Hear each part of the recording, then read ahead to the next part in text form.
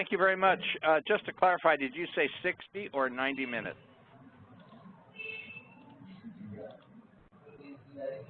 Hello? Yeah, it's about 90 minutes. Yes, that's what I thought. Okay, I thought I heard 60. Yeah. So we have 90 minutes to talk about your leadership style, how to improve your leadership style. This is David Rolander speaking, and I want to welcome you all to the live webinar, How to Improve Your Leadership Style. Let's look at our agenda, first of all, so we see where it is we're going to be going in the next 90 minutes or so.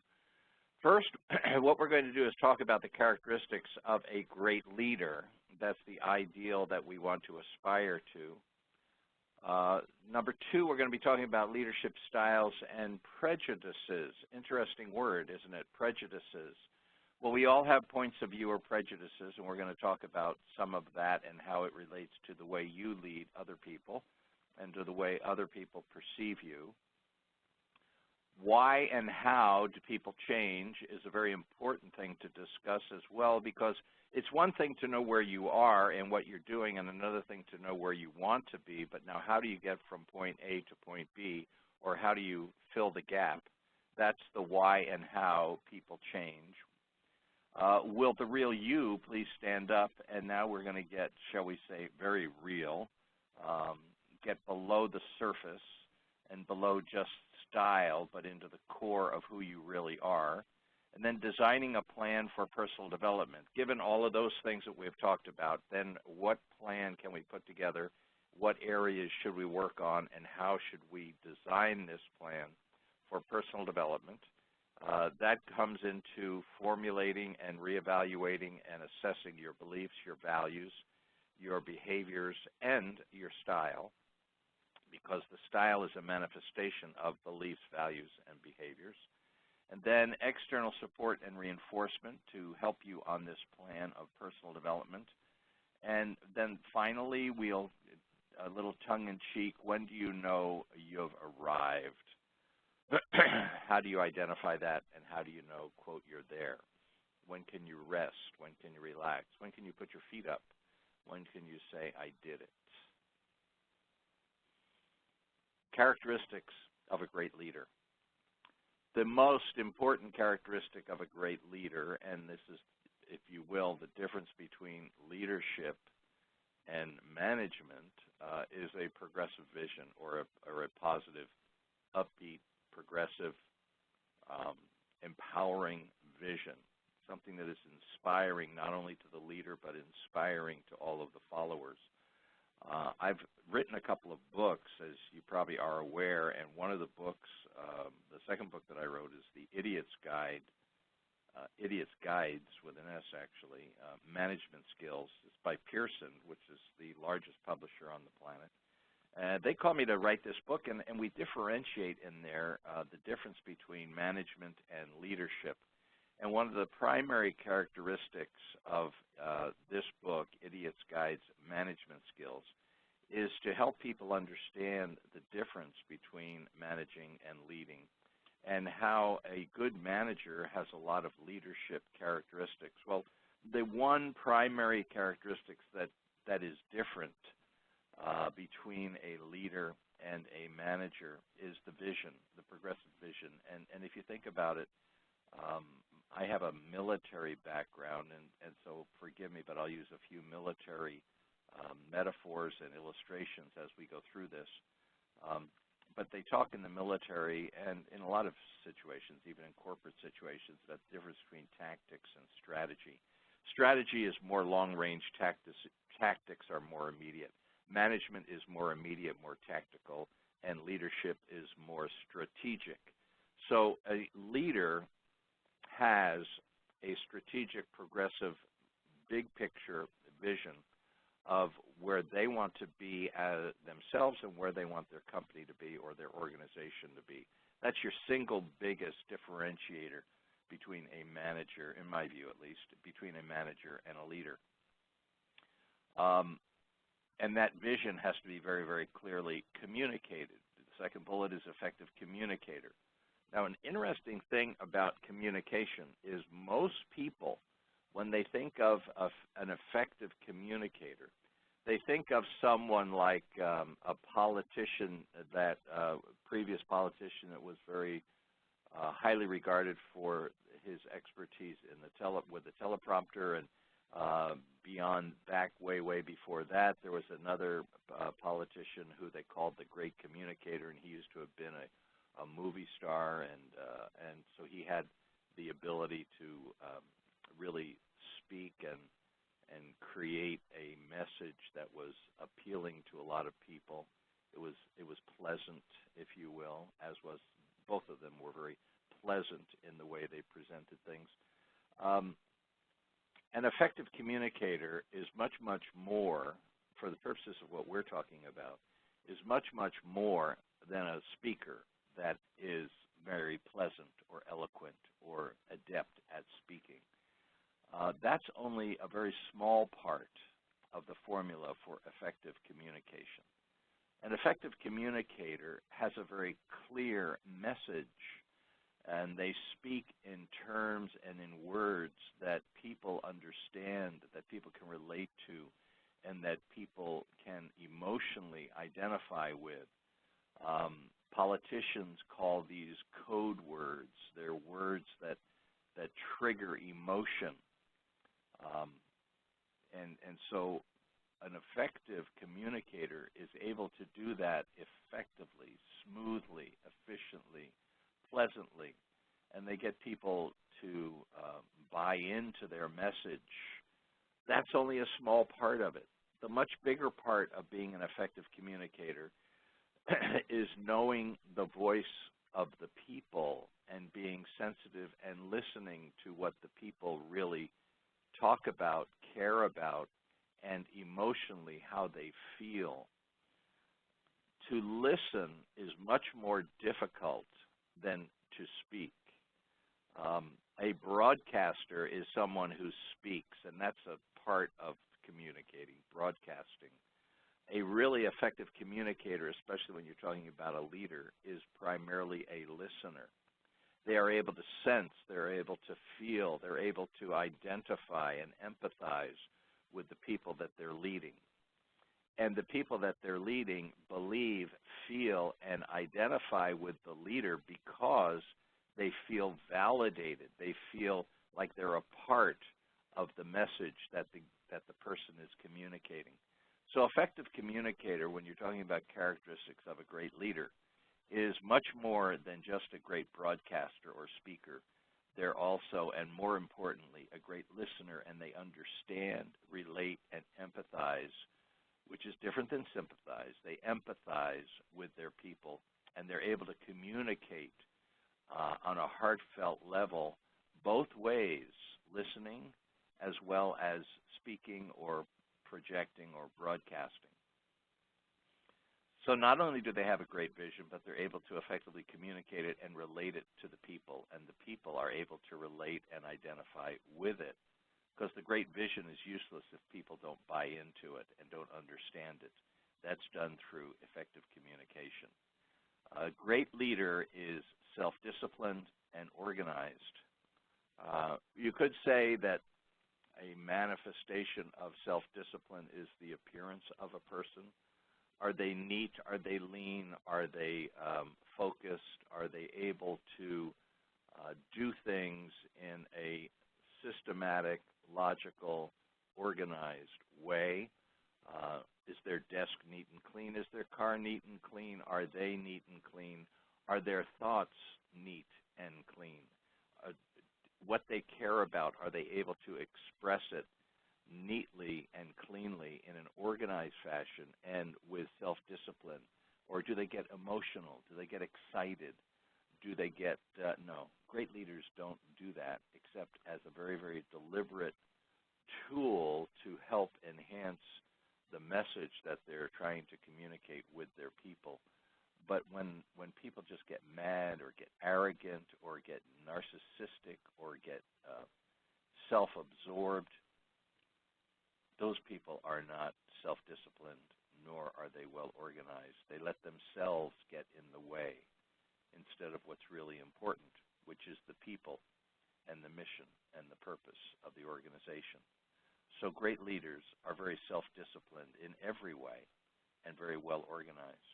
They're proactive and they're focused. Now, by proactive, I mean as opposed to reactive. To react is to respond to the crisis and the problem, but a proactive leader or a proactive person is able strategically to see the future and make judgments as to what has to be done well in advance of their needing anything to be done. A good example is this morning it was announced that there is a hurricane coming to the eastern coast of the United States. It's 5 days away.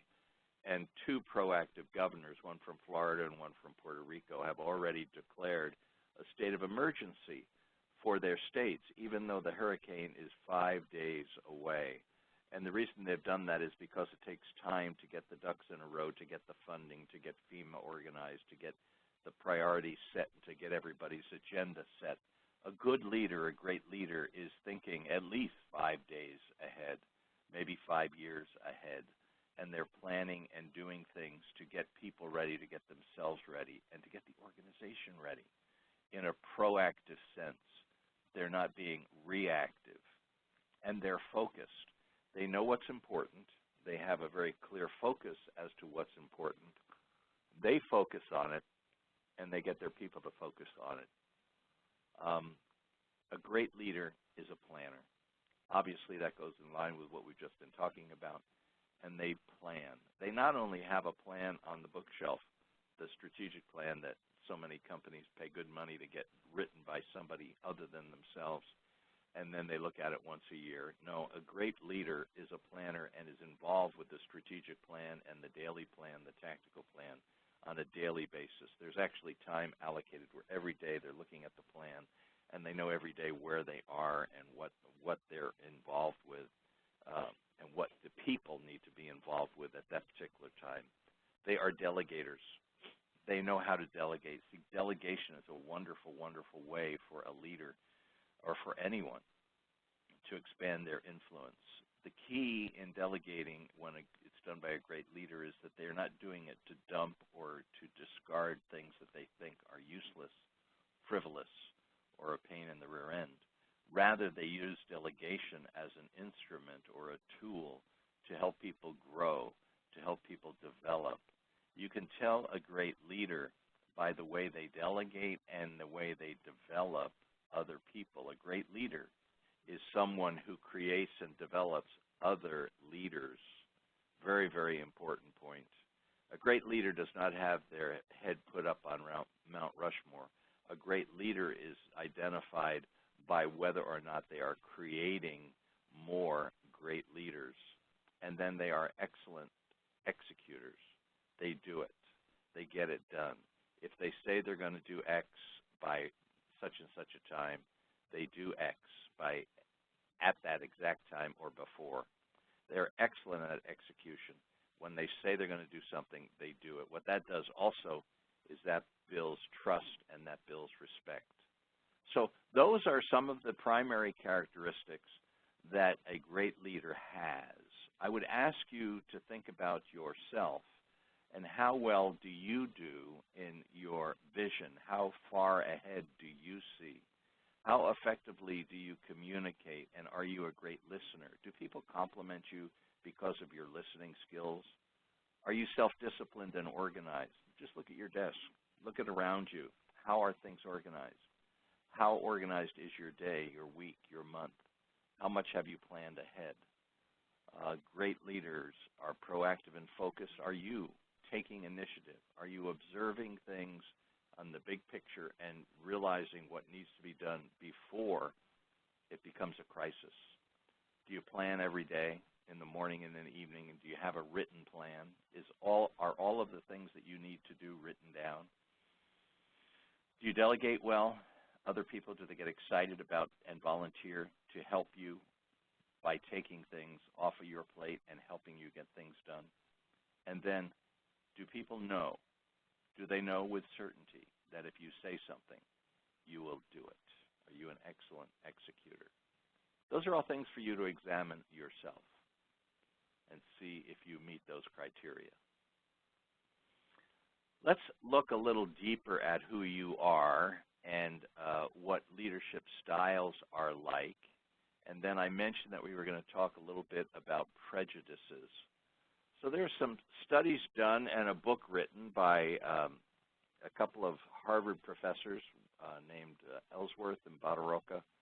And the name of the book is Leadership and the Quest for Integrity. Well, I studied with Ellsworth at Claremont Graduate University when I was doing some postgraduate work in management, and this book was the subject of the course. The essence of the book is the first 3 bullets on your slide. And the essence of the book is that people, leaders, have a particular bias toward a worldview, either result-driven, value-driven, or politically driven, and that is a reflection of their prejudices or their points of view or how they see the world. So let's just talk about those first 3 bullets for a half a minute, actually a couple of minutes. They are results-driven, maybe, or they're value-driven or politically driven, or maybe a combination of all 3.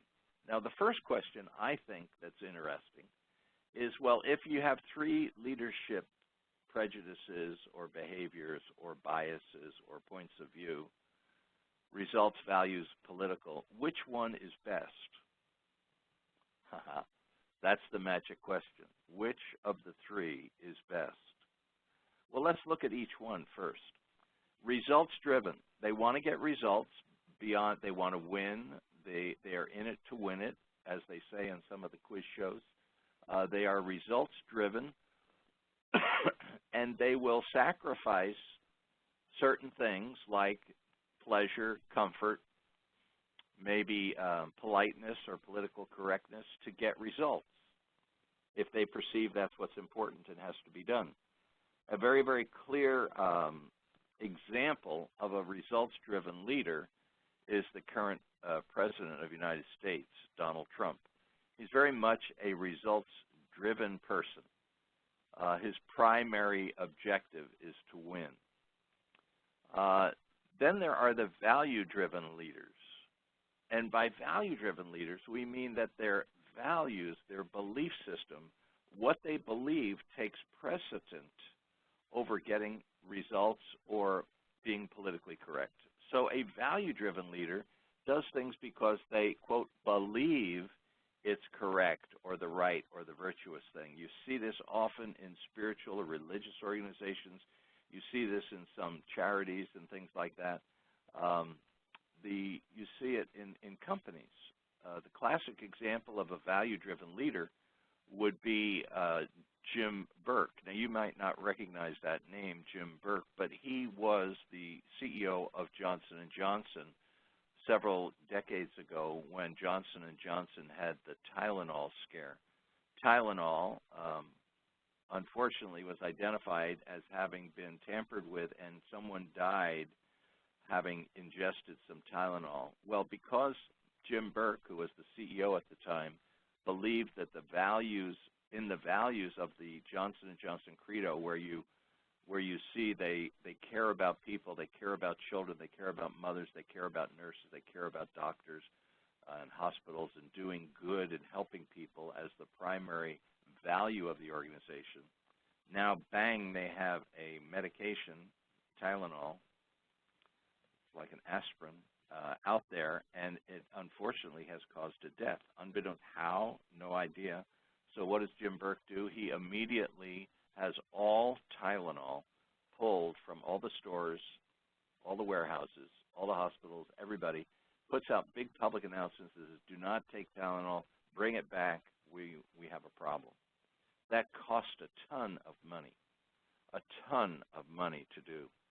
But his values were so strong, the company's values for doing good were so strong, that they disregarded the profits on the short term in order to do what they believed the value of doing good was, and that was they pulled all the Tylenol off the shelves. And then the third style is the politically driven leader. A politically driven leader is someone who is primarily interested in building consensus, or as they say about politicians, getting reelected, so getting everybody to like them. They will give away other people's money, or they will change the law, or they'll change this, or they'll kiss somebody's dirty baby. They'll do whatever it takes to get people to like them so that they will get consensus and they will get reelected, or so that they will build camaraderie between their group. Morale and feeling good is critically important. They're not that concerned with any particular values. They're primarily just interested in getting everybody to like them. Nor are they particularly interested in making a profit or getting results. They just want to be liked and they want to get reelected, so they'll do whatever they have to do that. You can see how these three different things bring out certain prejudices. If you're a results-driven leader, or if that's your primary focus, then you believe profit is where it's at and money is what you're driven by. If you're a value-driven leader, you don't believe that it's that important to get along with people or to make money. What's important is that you live and you demonstrate your values. And so you believe that that's number one. And so someone who is a money grubber, obviously you would have a prejudice against. Or someone that was just doing things to curry favor, you would have a prejudice against. And the political leader, by the same token, is interested primarily in themselves and getting reelected. And secondarily, they may be interested in the people. They're only interested in the people in it is as it is necessary for the people to like them so that they can get reelected. So those three different approaches are pretty consistent across the board, that most organizations, the leader is going to have one of those 3 points of view. They're either going to be results-driven, value-driven, or politically driven. So what? What's it mean to you? Why are you listening to this diatribe on these three styles? Because you are one of them, primarily, either results, value, or politically driven. Now, you need to know which one it is, or which one you favor, or which one you dislike. And then you have to realize that whichever one it is, that affects your beliefs about other people. If you're politically driven, then you believe you can persuade and influence other people, and part of the way you do that is by rewarding them with whatever you have to offer, money or whatever it is. If you're value-driven, then you believe that about people, that it's very, very important that they follow you and they have your values, and that they behave the way your values dictate that they should. And if they don't, then you would be, quote, prejudiced against them if they're not in line with your values. And if someone is inhibiting, if you're results-driven, and someone is hindering you from getting the results or making the money that you want to make, you will have a tendency to look at them with disdain, and you will have a prejudice against them, that they're in the way. Get out of the way. I need to make some money. It also affects your attitudes toward others, your beliefs as well as your attitudes. Now, what's really important to realize that if you're talking about leadership styles and prejudices, you need to really be honest with yourself as it relates to these 3 points of view, results, values, or political. And you really need to be honest with yourself about your beliefs about people and your attitudes toward others. Now, it's conceivable that they may change, but let's just assume that where you are, you are. You is what you is, as they say. As a leader, the most important thing to remember is that results, values, or political-driven people all can be successful in an organization. There is not one that is better than the other. What's most important for you as the leader is to know which one you are, and for you to be consistent, and for you to be congruent, so that you don't mix your message. By that I mean so that one day you're results-driven, the next day you're value-driven, and then you start to do things for political gain, and that just totally confuses your people. You have to know who you are, you have to stand fast on that, and you have to be consistent and congruent. Your people have to see that if you want to be a successful leader.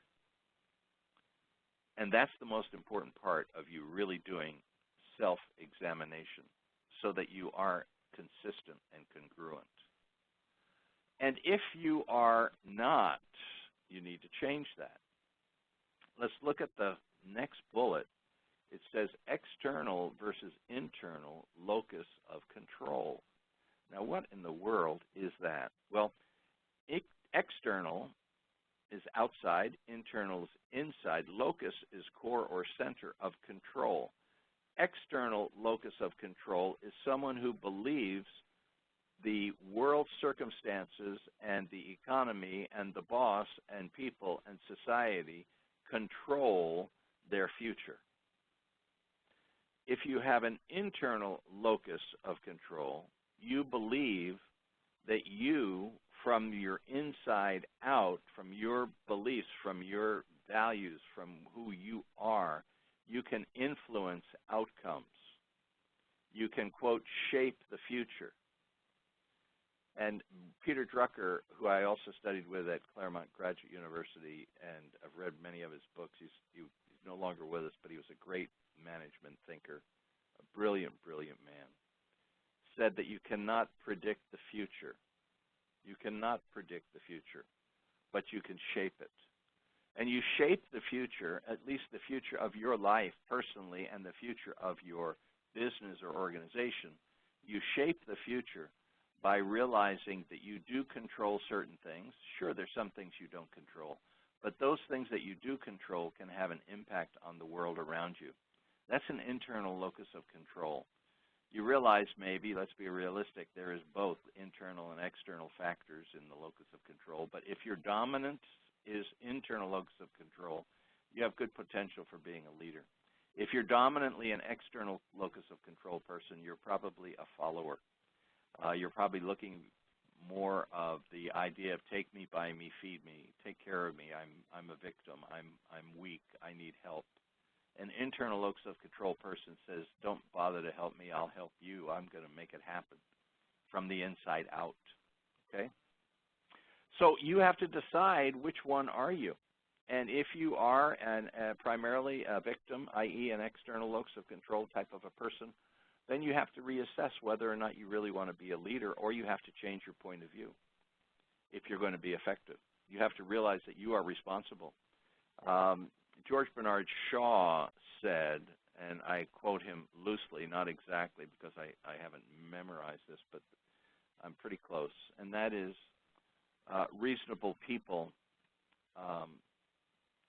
adapt to their environment. Unreasonable people persist, and by environment, the world. I believe it was the world, not environment. Reasonable people adapt to the world. Unreasonable people persist in trying to make the world adapt to them. See, reasonable people adapt to the world. Unreasonable people persist in trying to make the world adapt to them. Therefore, all progress is dependent upon unreasonable people. And a lot of people look at what's going on in the world and they're thinking about unreasonable people.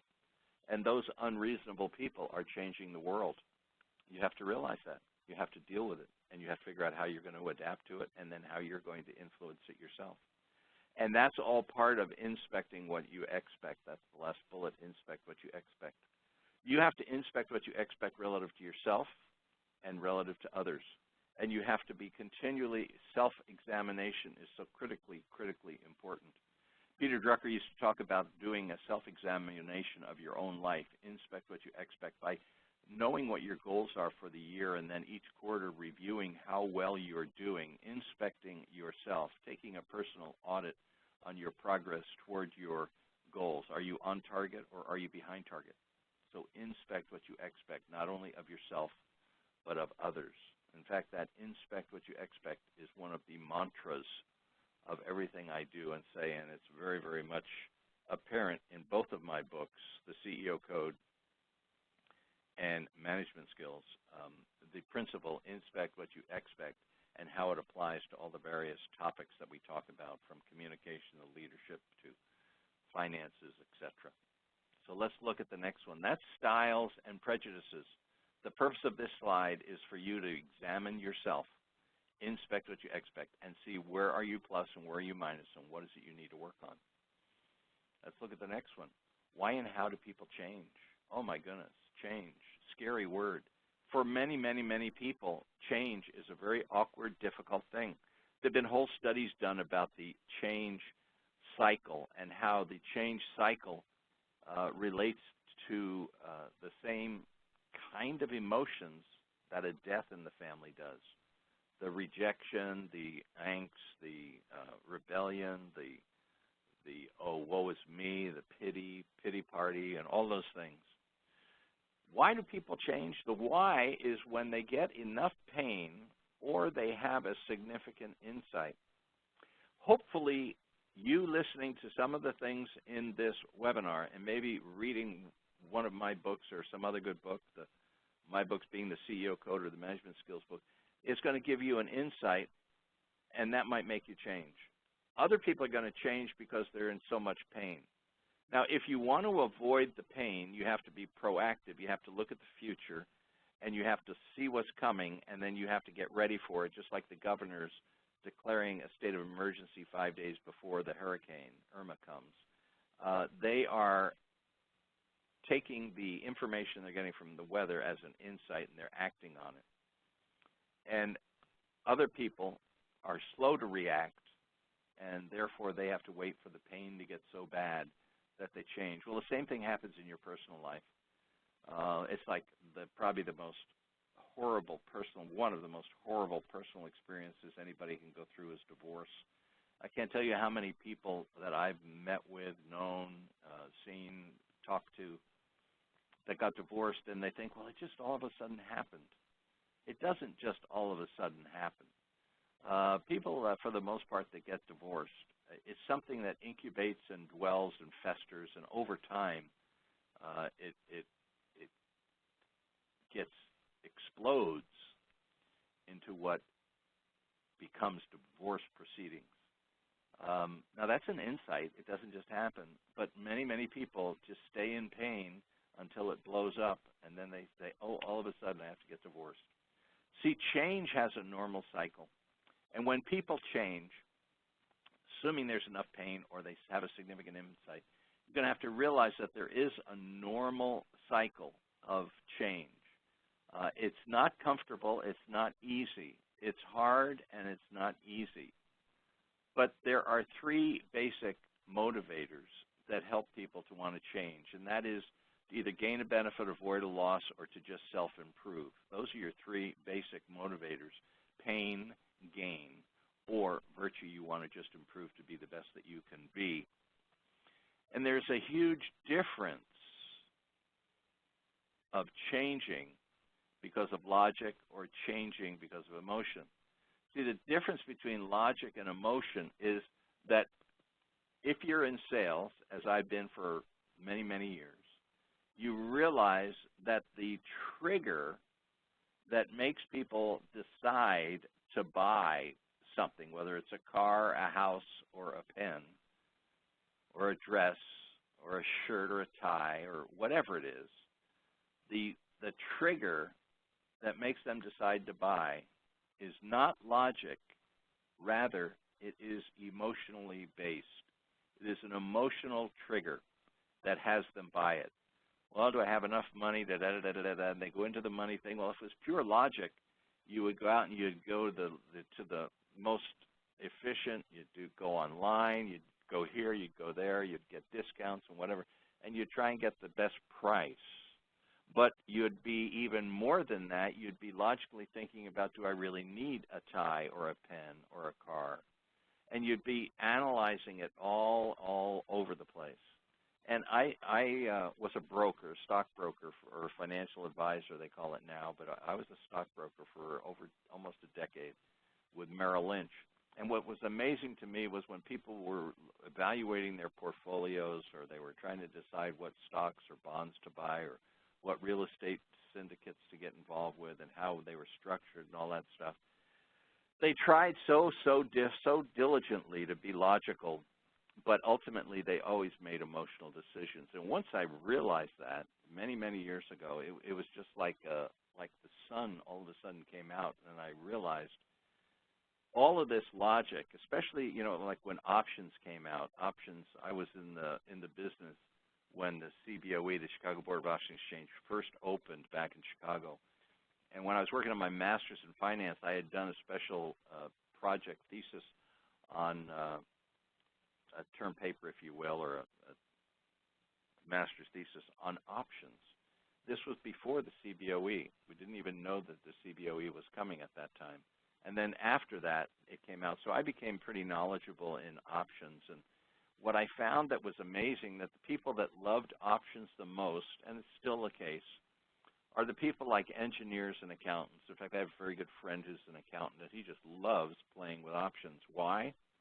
Because emotionally he gets a real charge out of making some money, but the way he does it is he loves playing with the numbers, looking at the ratios, looking at the bid and the ask and the spreads and all that are involved in option trading.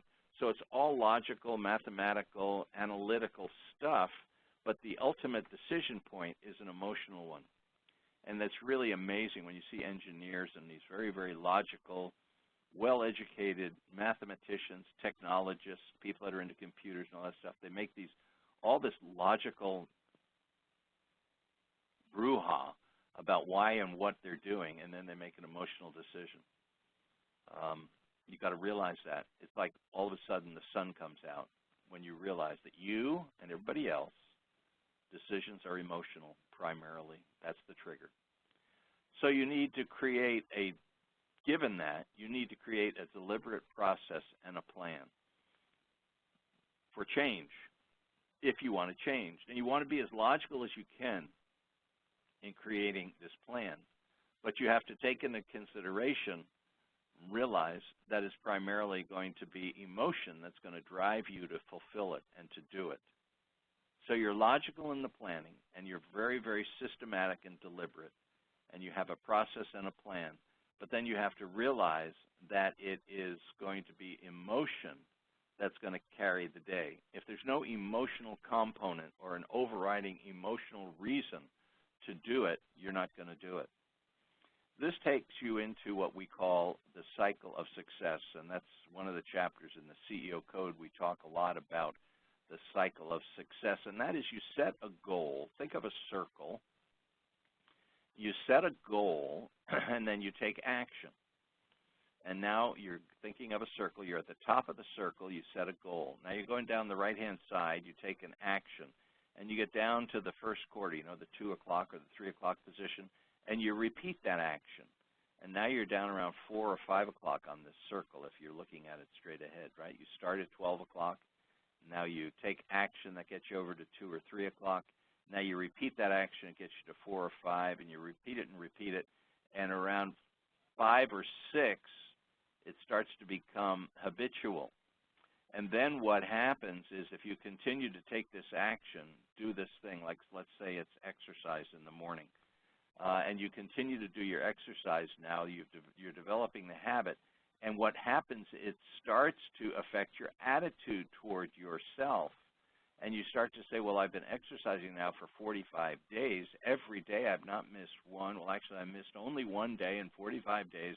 And now you start to feel that your attitude is coming, and your attitude is that I work out. I'm in good shape. I'm feeling better. I'm disciplined. I'm this, I'm that. They're all good thoughts you're having. And then what that ultimately does is it changes your feelings as you approach 10, 11, and approaching back to the 12 o'clock high position. I feel really good about myself. I feel positive. I feel upbeat. I feel good. Hey, I'm a hero in my own eyes as far as exercise goes, right? So you start with taking an action, going down the right-hand side, the 1, 2 o'clock. You take the action, you repeat it, it becomes a habit.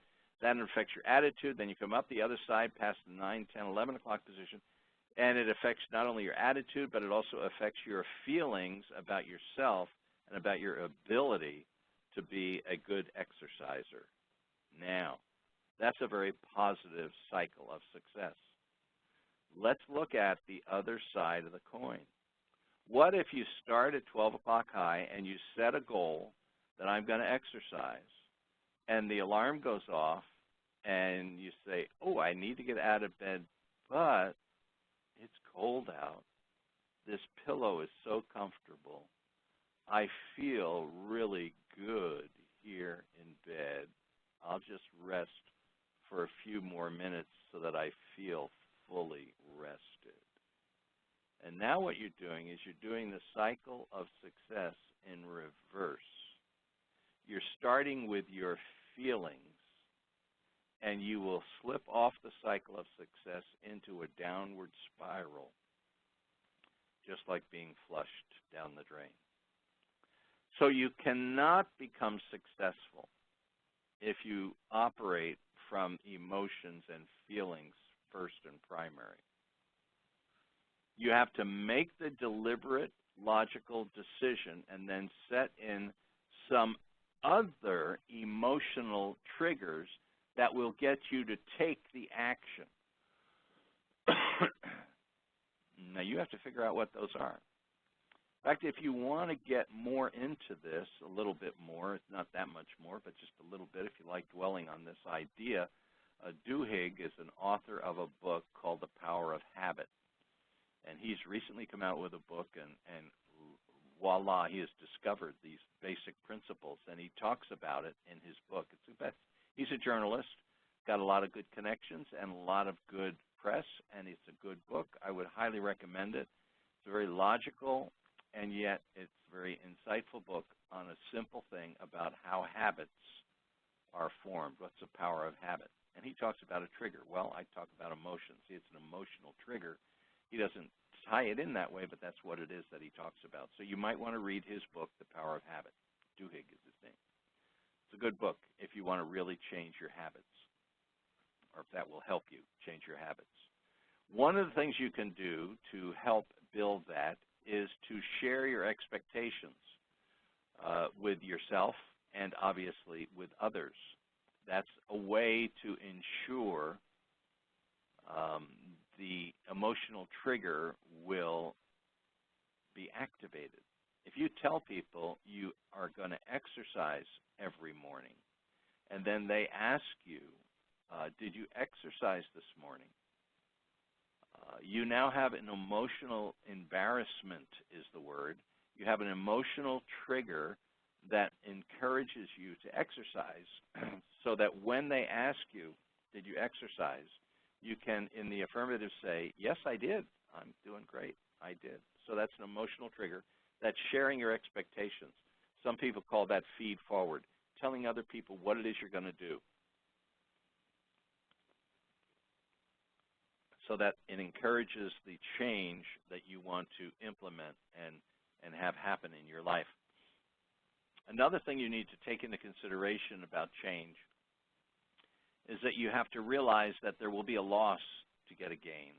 If you decide that you're going to move to another town, you're going to lose your friends that you have, or at least they're going to become more difficult to associate with. You're going to lose those friends. You're going to lose that little famous coffee shop that you always go to, or that after work watering hole that you go to have a brewski or whatever. You're going to lose all that. There are going to be losses if you move. Anytime you change anything, there's going to be a loss. You need to address that. And you need to supplement that with some kind of a gain so that that loss doesn't hurt you emotionally too badly. There is going to be a loss. Identify what the loss is going to be and compensate for it by having more gains. Now, all of that is just the concept and the idea of what it is you need to do to change, because you wouldn't even be sitting here or listening to this webinar if you weren't looking to change and improve a little bit. And so that's what we're talking about, is how and why people change. You need to have goals and measurement. When it's measured, it improves. Monson, a fellow that was very big with the Mormon Church, came out with this idea, and he said when people are measured and you display that measurement, the improvement will be more dramatic. And it's very, very true. And it's social pressure is what it is. And the ideal thing is to put it up in the form of a graph up on the wall so that people can see your improvement. Put up your weight chart if you're going to be doing that. Like when you want to help your kids do something, one of the things a lot of parents do is they put up some kind of a graph or chart or checklist on the refrigerator in the kitchen. And then every morning they took out the trash and they check it off. If you go to a restaurant or a hotel, you'll see sometimes on the back of the door there's an inspection list of the people sign in when they clean it. And so some places like Panera has a deal, and on their coffee containers where they put the coffee, they have a little number which is the time when this pot was last changed. And so you can see, is it a fresh pot or has it been a couple of hours or how long has it been? When things are measured, they improve. Measure, measure, measure. If you can't measure it, you can't manage it. You've heard that one, right? If you can't measure, you can't manage it. Well, measure and display it. First, it must be personal and then part of the team. Your goals need to be, if you're going to become a great leader, they first have to be all about you and you changing who you are, and then you compare it with the team and share it with the team and get your key people involved. And then the goals have to be positive versus negative, positively stated, like we were talking about moving. And when you move, you lose your friends in your local restaurants and all that stuff. That's negative. That's the negative side of it. So you have to find what are the positive sides of it. And I'm going to a new town where they have some great restaurants and the weather is better and the this is that and that and that. You want to state your goals in positive terms. Why? When you state your goals in negative terms, I'm going to lose weight, I'm going to stop smoking. Those are your two classics, right? Every New Year's Eve you hear somebody say, I'm going to lose weight or I'm going to stop smoking. You're focused on what you're losing, and you're talking about discipline and self-discipline. When you put it in the positive, I'm going to get healthier and be able to hike more and exercise more and have more fun and see more things. That's the positive side. Now you're stimulating your imagination. See, if you state for yourself or for your people, if you state a goal in negative terms, it's a downer and you're focusing on self-discipline. If you state exactly the same goal in positive terms, what you're doing is you're stimulating imagination, excitement, and positive energy. So you want to state your goals in positive terms, not in negative terms. And then you've heard of the SMART formula, S-M-A-R-T. Well, mine is S-S-M-A-R-T-T. And you can see on here, just click a picture of this slide, self, it has to be for yourself. Everybody does it for themselves, admit it. It has to be specific. Isn't that just a crazy idea, self? You mean people aren't working hard for me, I'm the boss, and they're not working? No, they're not. Sorry, Charlie. They're doing it for themselves. You have to help them see why it is in their own self-best interests and what do they gain from setting a goal. It needs to be specific. Nothing becomes dynamic until it first becomes very, very specific. And a fabulous example of that is you can walk on and all that. If you want to really, really have impact when you walk, put on a pair of stiletto heels and watch the power of that heel to go through things like grass or through soft surfaces with your full weight all focused on that singular specific point of the stiletto heel. It's amazing power. Measurable. If you can't measure it, you can't manage it. They have to be attainable. And attainable relates to what you believe you can achieve. You know, Napoleon Hill or somebody said, if you can believe what you achieve, what you can see, and what you can believe you can achieve, if you don't believe it, it's going to be very difficult for you to achieve it.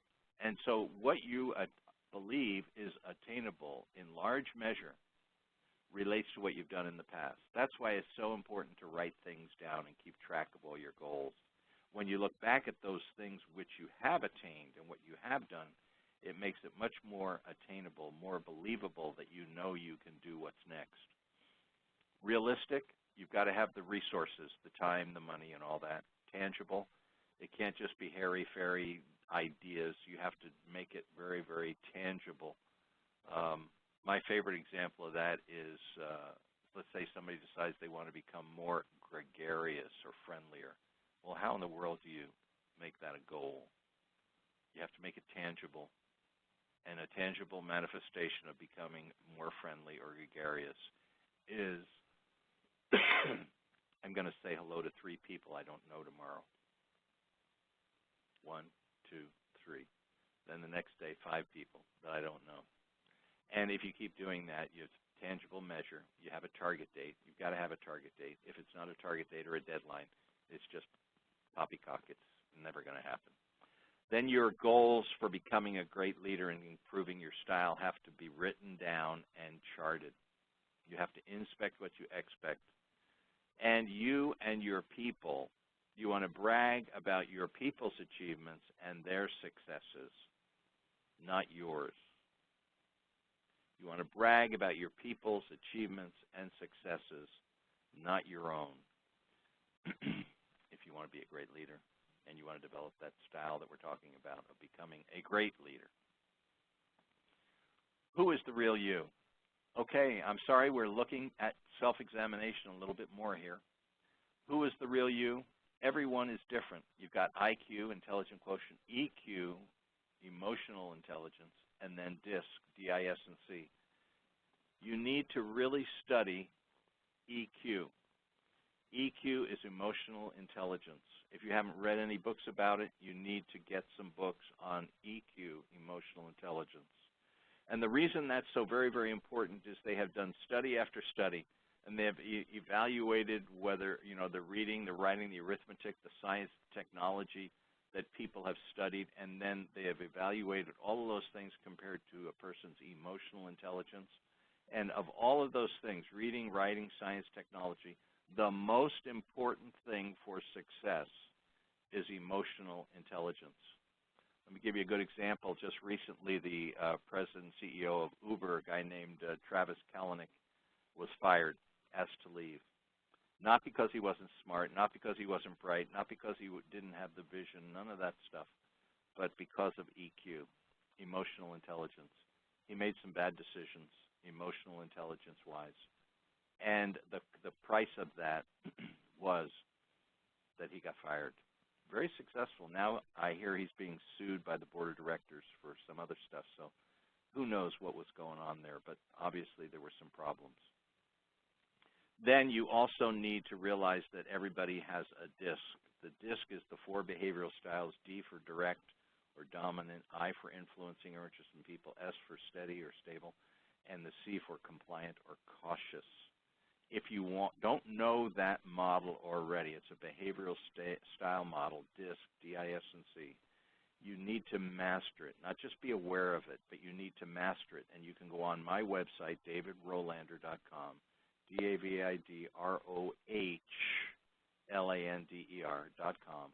And under communication, you'll see assessments. There are free samples that you can check out there on the DISC and why it's so very, very important. What the DISC does when you learn it, when you know it, and it's not that difficult to learn, it allows you to judge and see and understand the goals and the fears of anybody you meet within a short amount of time, like maybe seconds or a minute or two. And you can identify what their fundamental goals are and what their fears are. Very, very important to be able to assess that in people quickly.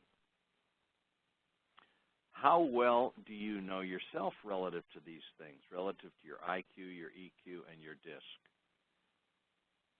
What do others say about you? You know, one of the important ways for you to know how you're doing as a leader is to get feedback. You need to have a systematized way of looking at yourself and getting feedback from others so that they can assess your behavior and habits and give you feedback. And you need to take a personal and external inventory comparison. How do you think you're doing? How do the people that you're asking for feedback think you're doing? And compare the two. Now that brings up an interesting thing. Have you ever heard of the Johari Window? Let's look at it. The Johari Window was written by 2 guys. One name was Joe something, the other was Harry. Believe it or not, that's true. And this is the Johari window. You see, there are 4 different ways of knowing things. First, known. We, on the top left, we know and they know. There's certain things that you know and they know. We know and they know. Then there's blind, down left, right, bottom left. They know, but we don't know. There's certain things that you know about me that I don't know you know, and that I know about you that you don't know I know. Like I know some of your names. And then top right, hidden. We know, but don't show or share. Those are certain things that we know about ourselves, but we don't show it or share it. In other words, my real core belief is I'm a bigot, but I don't show it or share it with anybody. Well, that's not being honest with yourself. Because if you are a bigot or if you have those kinds of leanings, you got to get that washed out and figure out why is that there. And you have to get rid of that if you want to become successful. But if you know it and you just don't show it or share it, that's not good enough. You have to go all the way back into your core belief structure and really identify why what you believe is consistent with what you show and what you share. And then bottom right, unknown. There are some things that you don't know and they don't know about a person's behavior or about your own behavior. So that's the Johari window, And it's an interesting way to look at yourself as a leader and to look at your people and the way your people look at you. Very, very interesting. Now, in a minute, we're going to get into what kinds of things you want to be thinking of. But you need to develop a plan. Macro ideas translate to micro actions. If you have a great big idea, like you're going to become more gregarious, and that has to translate to micro actions, I'm going to say hello to 2 people tomorrow. That's a micro action for a macro idea.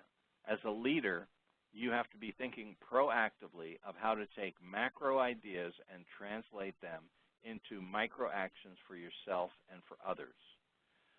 You need a vision, mission, objectives, and goals. That's standard planning information or strategic planning information. You can get information on that on the internet or call me and I can help you walk through what we mean by vision, mission, objectives, and goals. But those elements, all 4, need to be included in the plan that you develop for becoming a better leader and how to improve yourself as a leader. Fundamentally, leadership is, as Paul Hersey, a mentor and a friend of mine who's no longer with us, who came up with the concept of situational leadership, he basically said that leadership is all about influence. And if you think about it, that's what a leader does, is you influence other people as a leader. Now, you want to become a better leader, improve your leadership style, improve who you are. Well, then you want to improve the way you influence others. Well, I'm here to tell you that the next bullet tells you how to do it. Behavior is the biggest influencer. The way you behave is the way you influence other people, not by telling them what to do. Did you hear me? If you want to improve your leadership and your influence, the way you do it is your personal behavior. It is the biggest influencer. Therefore, you need to be self-measurement all the time. You need to write things down. You need to push your comfort zones. You need to do that on a daily basis. And you need to be measuring yourself on a daily basis. You need to reward your success in moderation and pursue your goals with passion. You need to have a written plan, needs to push your comfort zones on a daily basis, and you need to build in those emotional rewards that you need so that you will sustain, so that you will take action, and so that you'll sustain that action, and you'll feel good about what you accomplish. You have to reward yourself and your successes, but in moderation. And then you want to pursue your goals with passion. Now, what you're doing by doing this is you're developing a plan for you to become a great leader. That's how you change. We've talked about change. We've talked about all of those different things, how to put in together the plan, how to assess yourself, how to look at just a little more detail, some of the things you need to be concerned with. Can you see this? These are typical characteristics easily observed or evaluated by people. Who are you? Who do people think you are? Are you hiding anything? Do you have any blind spots? What needs to be discovered? These are the nuances, the subtleties, the characteristics that you need to be focused on to become a better leader. Take a picture of this little chart. Are you self-conscious? Are you nervous? Are you helpful? Are you caring, cheerful, clever, congenial? Are you more of an introvert or an extrovert? Knowledgeable? You relaxed? What do people say about you? What of these things do they say about you? It's obvious which ones you need to be more successful. It all depends on where you're coming from. And that's why we spent all of that time at the beginning in having you do self-examination. Take a picture of this little chart and then rate yourself on all these characteristics and see where do you need, as accountants would say, where do you need to do the gap analysis? A is where you are now. B is where you want to go. In between A and B, there's a gap. That gap is filled with all these characteristics. Which ones do you need to work on? Each person is different, totally different. So you need to focus on what you need to focus on to make you a better person. If you want some feedback or if you want a little bit of perspective on any of this, I will give you an invitation to call me free, no charge, pro bono, anytime, area code 714-307-4438. Give me a call, David Rolander, R-O-H-L-A-N-D-E-R, or send me an email, david@davidrolander.com. Pick up my books. If you want to talk about the CEO code or management skills or anything that's in those books, don't hesitate to email me or call me at any time. And if you're on LinkedIn, let's hook up on LinkedIn as well. David Rolander, R-O-H-L-A-N-D-E-R. So these are some of the things that you need to really get into. And you notice there's a lot of emotion in some of these things. Emotion is the is the mortar between the brick. It's what holds everything together. External support. Once you develop that plan, you realize that you need some external support. Number one, you want to always have an agenda. Everybody has an agenda all the time, but most people are not aware of what their agenda or the other person's agenda really is. But what I'm suggesting is that for everything that you do, you have an agenda, not only of the time and the task, etc., but also what is your goal? Why are you having this meeting? Why are you talking to this person? Why are you going to this place? Why are you reading this paper? What is your goal? Your goals need to directly tie into your game plan. Have other people help monitor your progress by feeding forward or telling people what it is you want to accomplish and how you want to accomplish it, and then have a checklist so you can check in with them and see how they're doing and see how they think you're doing. Realize they are in it for themselves. Everybody is in it for themselves. Take that into consideration. That's part of your agenda. You're doing it for yourself. And their agenda, they're doing it for themselves. But the only way we all win is when we realize that, and yet we help each other. Just like the people in Houston over this horrible, horrible situation that they just got over with the hurricane that turned into severe flooding. It was people helping people, an incredible story of people helping people, yet they all did it for themselves. It's a beautiful thing when I can help you and help myself at the same time. By making me feel good, by making myself feel worthwhile, I will come and help you get out of your whatever situation. Include everyone and keep it balanced. Make sure that you don't have favorites and that you just ask one person over and over again about how things are going. You need to maybe have a checklist of everybody that's involved and important in your sphere of influence and in your organization. Have a checklist where you're asking them and you're talking to them, how are we doing? How am I doing? How are you doing?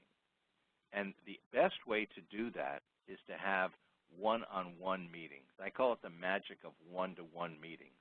There's nothing more powerful that you can do to influence other people than to have a one-on-one meeting or a one-to-one meeting with your key reports on a regular basis. In my book, The CEO Code, I call it the keystone habit, the fundamental keystone habit of a quality organization is successful one-to-one meetings that are done by virtually everyone in the organization, where the boss talks to their direct reports, and then their direct reports talk to their direct reports. And if you need information on how to do a one-to-one meeting, get in touch with me either by phone or by email. I'm happy to help you. It's not a place to reprimand. It's not a place to correct behavior. It's a place to check in, find out how you can help the other person, find out what their goals are, how they're doing personally, to reiterate the goals of the organization, to keep the person thinking big picture, but at the same time showing your concern for the personal agenda of the person you're meeting with. One-to-one meetings are a wonderful, wonderful thing. They need to be done regularly. Don't have to be long, but they need to be consistent. And you need to do one-on-one meetings with all of your direct reports. As a leader, if you want to dramatically increase the impact that you're having on the organization through your people, that is the single best way you can do it. Magic of one-to-one meetings. MBWA, which is managed by walking around. Get out there, observe, find out what's going on, share with people what you're doing, find out where they hurt, where they're doing well, where there are glitches, where things are being overlooked.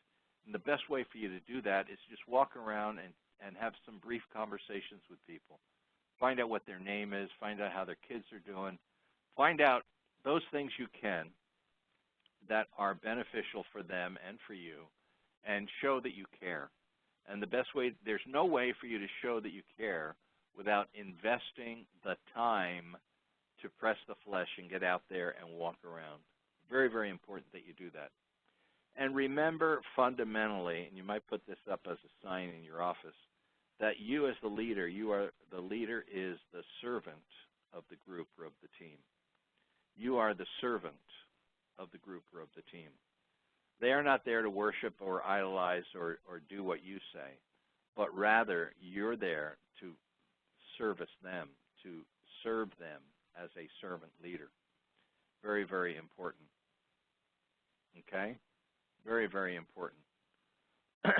How do you know when you have arrived? Well, obviously, you never arrive, but there's a macro point of view and a micro point of view. And the macro point of view is the big picture relative to where can you possibly go, what impact can you possibly have on the world. On the world, folks, on the world. And then the micro point of view is what are you going to do in the next, we're going to end this webinar in about 10 minutes, and then what is it immediately that you're going to do after this to impact and develop your plan to become a great leader.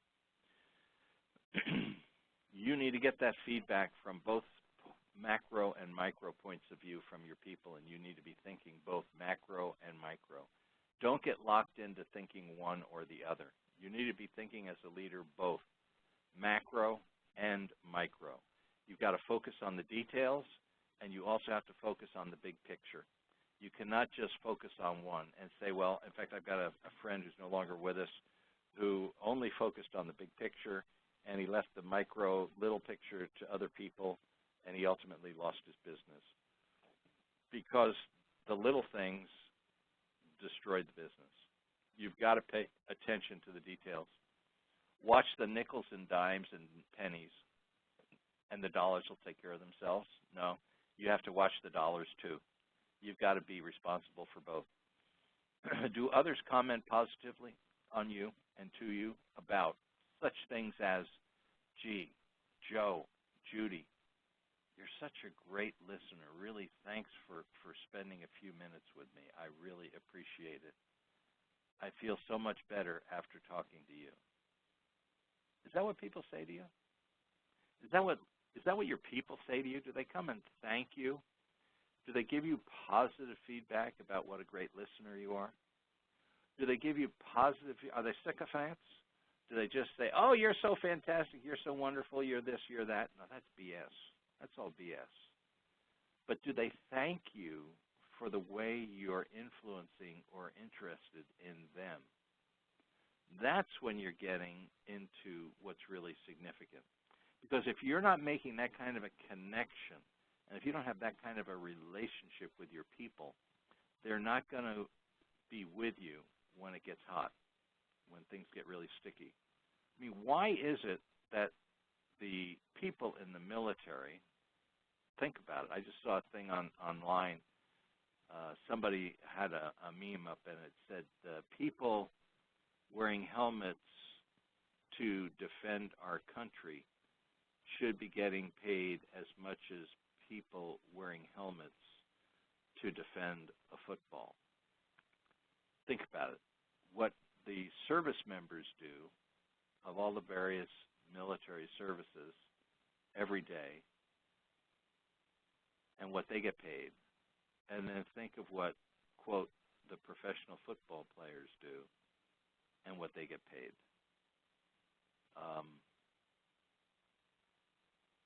Where's the equity there? Well, it relates to values, right? It relates to values. People pay for what they value.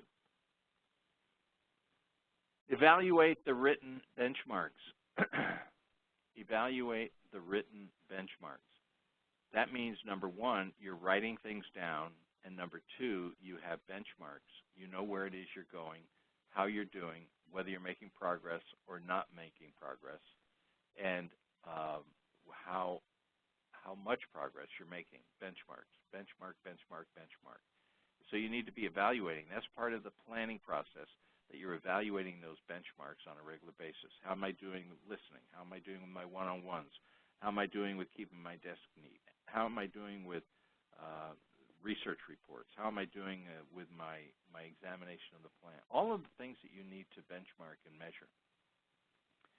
Check in up and down the organization. Now you're doing one-on-one meetings with your direct reports. Ideally, there's someone above you doing a one-on-one meeting with you. And that might even be just the president or the chairman of the board of directors if you're a big organization, where you're having a one-on-one meeting to check up and check down. You want to be going up and down the organization and inspecting what you expect and getting feedback.